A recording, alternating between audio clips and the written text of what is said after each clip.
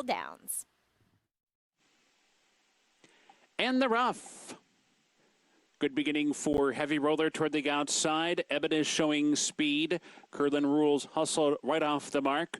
Lusitano comes up to that one's outside, and Super Dude farther out than that. Those three across the track as they head up the chute and race for the main track. And down inside, Curlin Rules comes on through to put a nose in front. Lusitano's running in second. Super Dude on the outside, right up and on the pace, racing third. Fort Peck over to the inside to be fourth. Heavy Roller pushed along in fifth, 5 lengths off the lead. Then it's Eben advancing in between horses outside of Shiver Me Timbers. And it's 6 or 7 lengths back to Jungle Warfare at the back. 22-2, a swift opening fraction. They're moving for the far turn. Curlin Rules is hounded by Lusitano. That opening half was 44-4.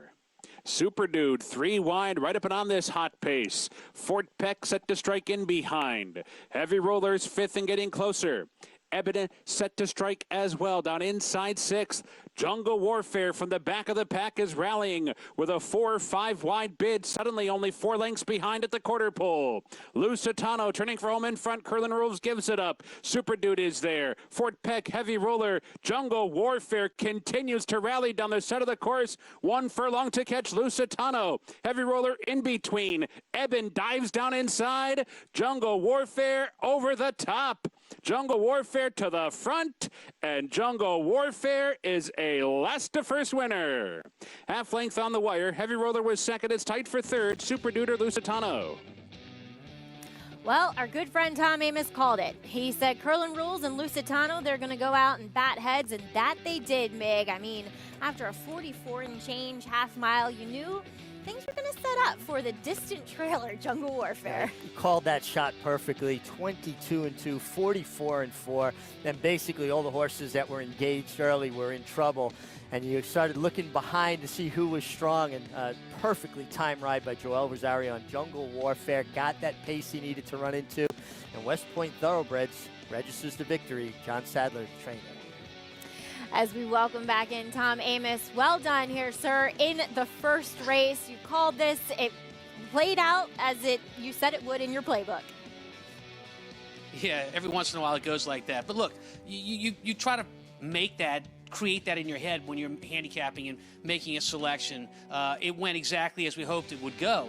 44-4, as Richard said, is a very, very fast half mile, and it was a challenging half mile. The pace was very brisk. Meanwhile, Jungle Warfare was in a different zip code way behind, but each of these horses has energy in their tank, and Jungle Warfare hadn't used any energy. Those pace setters were using a lot of energy, so when it came down to turn for home and into the stretch, the energy was spent on most of these horses, but Jungle Warfare was just revving up, and it worked out perfectly for him.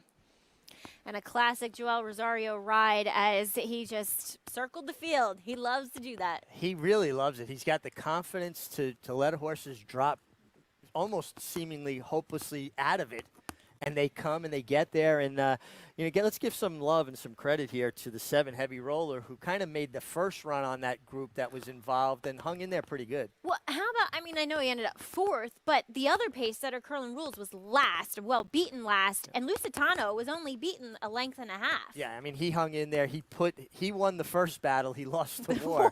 Yep. But no, that's a very, very fast pace. And this horse looked terrific. He's in very good form for trainer John Sadler, and West Point Thoroughbreds.